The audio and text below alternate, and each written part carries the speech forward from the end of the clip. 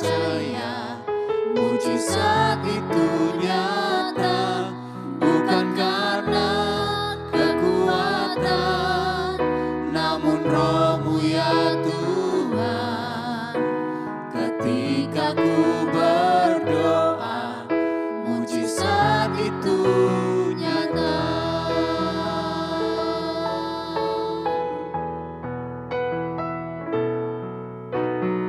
Tak terbatas kuasa-Mu Tuhan, semua dapat Kau lakukan. Apa yang kelihatan mustahil bagiku, itu sangat mungkin bagimu. Di saat ku tak berdaya, kuasa-Mu yang sempurna. Ketika ku percaya mujizat itu nyata, bukan karena kekuatan, namun Roh-Mu ya Tuhan. Ketika ku berdoa, mujizat itu nyata.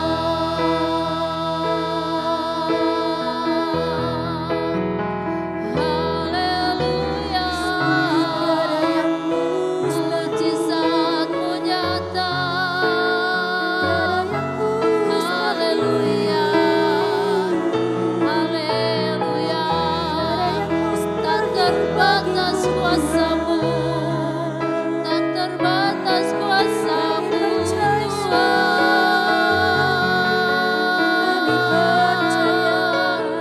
Haleluya,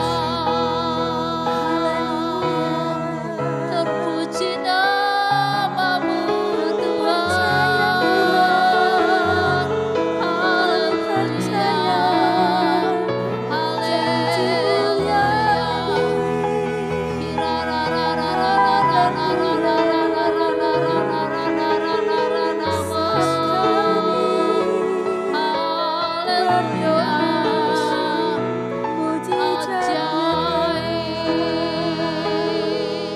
Ajaib kuasa-Mu, besar kuasa-Mu.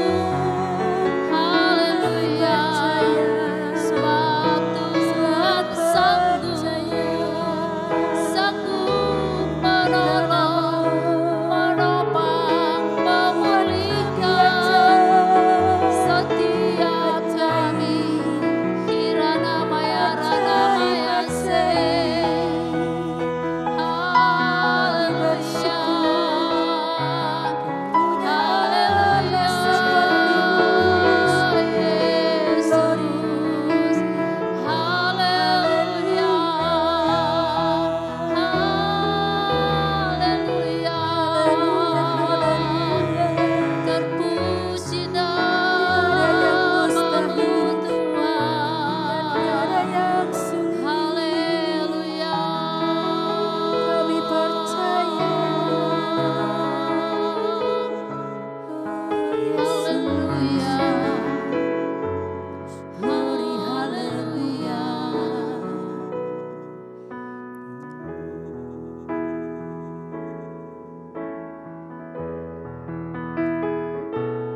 Di saat ku tak berdaya, kuasa-Mu yang sempurna.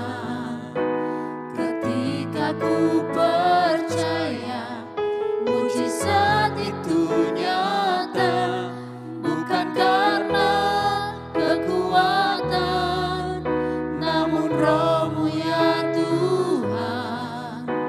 Ketika ku berdoa, mujizat itu nyata. Ketika ku berdoa, mujizat itu nyata.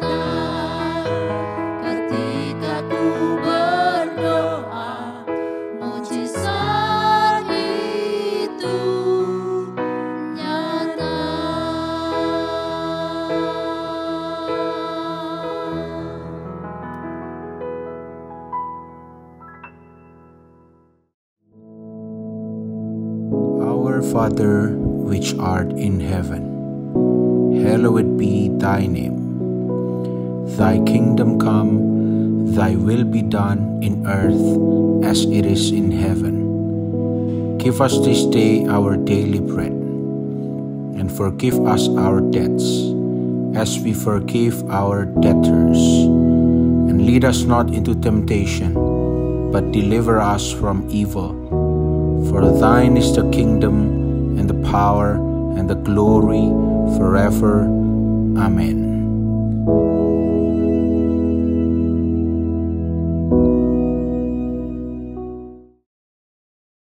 Puji Tuhan, saudara-saudaraku yang kekasih, kita dipertemukan lagi oleh Tuhan pada kesempatan ini untuk merenungkan firman Tuhan, supaya firman Tuhan itu lebih mantap dalam langkah-langkah hidup kita, ya. Untuk itu, mari sebelumnya kita akan sama-sama berdoa, mohon pimpinan Roh Kudus, ya. Tuhan, kami menghadap hadirat-Mu. Kami ingin menyampaikan kebenaran firman Tuhan, kiranya kami diberi hati, pendengaran, dan langkah laku seperti yang Tuhan kehendaki. Terima kasih Tuhan, Engkau berkenan atas doa kami di dalam nama Yesus Kristus. Amin. Saya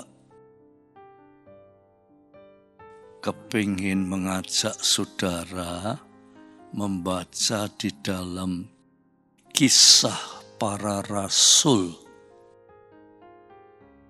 Pasal yang ke-13. Kisah Para Rasul, pasal 13, ayat 22. Saya bacakan ya, saudara-saudara. Setelah Saul yaitu Raja Israel yang pertama. Setelah Saul disingkirkan oleh Allah, lalu Allah mengangkat Daud menjadi raja mereka. Tentang Daud, Allah telah menyatakan, "Aku telah mendapat Daud bin Isai, seorang yang berkenan di hatiku dan yang melakukan segala kehendakku." Ya, coba saya ulangi ya. Setelah Raja Saul, raja yang pertama Israel, setelah ratusan tahun orang Israel diperhambakan orang Mesir, terus orang Israel itu kembali ke tanah Kanaan. Di tanah Kanaan diangkat seorang raja pertama, yaitu Saul. Raja Saul itu terlalu tidak memperkenankan hati Tuhan, sebab dalam pemerintahannya itu kehendaknya sendiri yang tampil. Lalu diganti dengan Daud. Daud itu dikatakan di sini, aku telah mendapat Daud bin Isai, seorang yang berkenan di hatiku. Daud itu oleh Tuhan dianggap orang yang berkenan di hati Tuhan. Sebab apa? Dan yang melakukan segala kehendakku. Sebab Daud itu melakukan segala kehendak Tuhan. Dan nama Daud itu diagung-agungkan sampai ribuan tahun. Sampai sekarang ini kalau saudara ke Israel, itu benderanya Israel itu disebut bendera Daud. Daud tetap diagungkan sampai hari ini sebab dikatakan Daud itu orang yang memperkenankan hati Tuhan, yaitu melakukan segala kehendak Tuhan. Saudara, lantas kita ini berpikir, siapa saya ini? Siapa saudara ini? Jangan lantas kita berpikir, saya kok dibandingkan Mbak Daud? Ya jauh. Itu cara berpikir manusia. Tetapi cara berpikir Allah itu lain. Cara berpikir Allah itu yang melakukan kehendak Allah. Orang yang melakukan kehendak Allah itu berkenan di hati Allah seperti Daud. Daud itu melakukan kehendak Allah. Demikian juga kita semua, kalau kita melakukan kehendak Allah, kita sama dengan Daud. Kita dikatakan berkenan di hati Tuhan, sebab kita itu melakukan kehendak Allah. Saudara-saudara yang kekasih,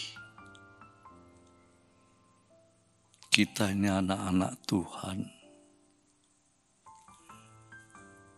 Sebagai anak-anak Tuhan, kitab suci itu selalu mengajarkan kita supaya kita melakukan kehendak Allah.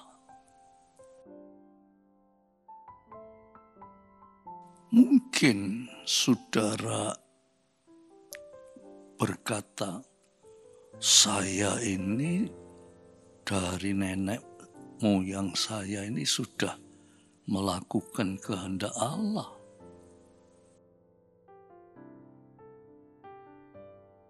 Saudara, pengertian melakukan kehendak Allah itu yang kita pikirkan itu lain seperti yang dipikirkan Allah. Melakukan kehendak Allah, satu wujud yang nyata yang harus kelihatan. Salah satunya kehendak Allah itu, Tuhan berkata,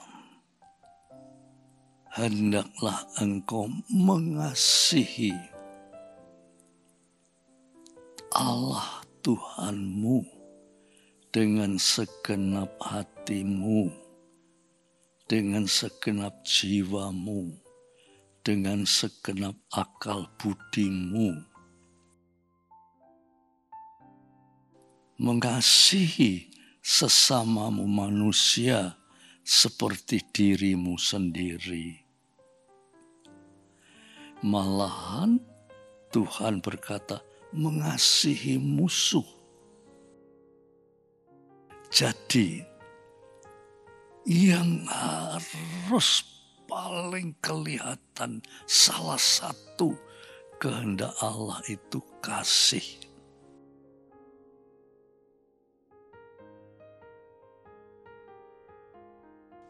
Lantas kita berpikir, apakah kita sebagai anak-anak Tuhan itu sudah mengasihi Tuhan dengan segenap hati? Seringkali kita berkata, aku mengasihi Tuhan. Kita tidak pernah mengkontrol apa yang saudara maksudkan aku mengasihi Tuhan. Kalau dalam hati kita masih ada rasa marah, benci, dendam, gampang tersinggung, dan tidak mempunyai kasih kepada sesama,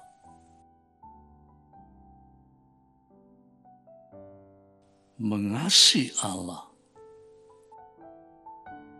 itu berarti di dalam hidup kita ini, hati nurani kita, tutur kata kita, langkah laku kita itu harus menyatu,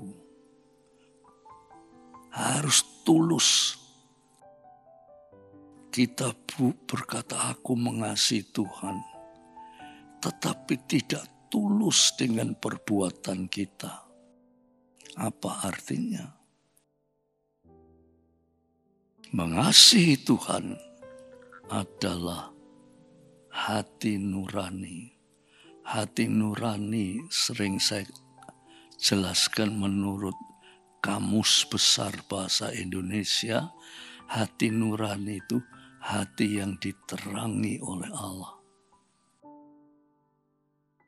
Tutur kata, apa yang kita omongkan, dan langkah laku kita itu harus menyatu.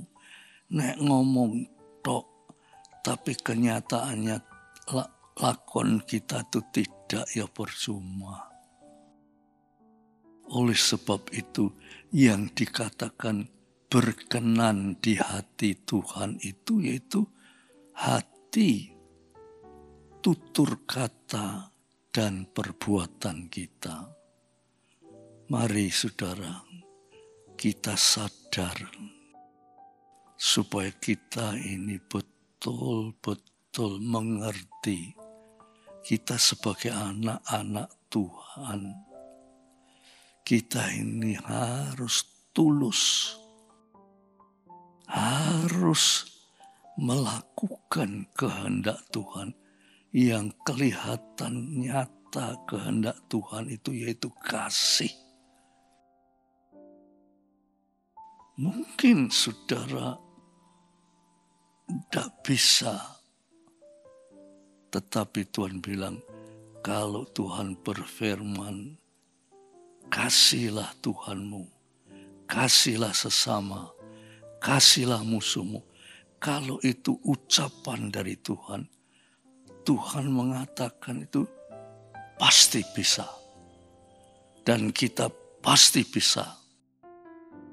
Secara manusia memang tidak bisa, tetapi Roh Kudus penolong kita. Roh Kudus yang menolong kita untuk bisa melakukan kehendak Tuhan. Ya, supaya kita disebut seperti kata-kata ini, Daud memperkenankan hati Tuhan sebab dia melakukan kehendak Tuhan, maka juga akan disebut saudara-saudara memperkenankan hati Tuhan, sebab saudara melakukan kehendak Tuhan.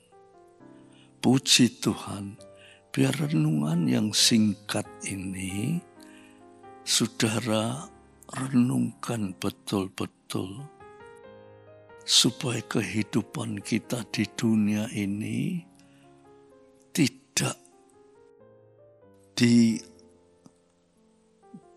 oleh kuasa kegelapan di dalam macam-macam penderitaan, kesusahan, kesakitan, bahaya, dan sebagainya.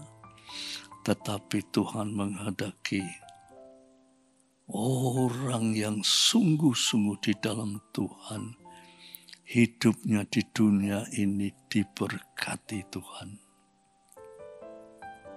Kata diberkati itu bukan cuma dalam bentuk materi, tetapi kata diberkati itu secara keseluruhan. Hati, pikiran, langkah laku kita itu diberkati oleh Tuhan, yaitu untuk melakukan kehendak Tuhan. Puji Tuhan, kiranya dengan renungan yang singkat ini kita diberi oleh Roh Kudus kekuatan untuk terus berjuang mencapai sampai dikatakan memperkenankan hati Tuhan, sebab kita melakukan kehendak Tuhan. Puji Tuhan, kita akhiri dengan doa. Saya doakan saudara-saudara yang mendengarkan ini supaya hatinya dikuasai oleh Roh Kudus untuk hidup memperkenankan hati Tuhan, ya. Ayo kita sama-sama berdoa. Tuhan, secara singkat kami telah menyampaikan firman-Mu. Tuhan, tolonglah Tuhan, supaya hamba-Mu ini berkenan di hati Tuhan, untuk bisa menjadi berkat bagi banyak orang, bagi saudara-saudara yang mendengar akan menjadi berkat bagi yang lain, karena memperkenankan hati Tuhan. Terima kasih Bapak. Biar damai sejahtera Bapa, berkat rahmat kasih Yesus Kristus, persekutuan oleh Roh Kudus atas saudara-saudara semua sampai Maranatha. Dalam nama Yesus Kristus. Amin.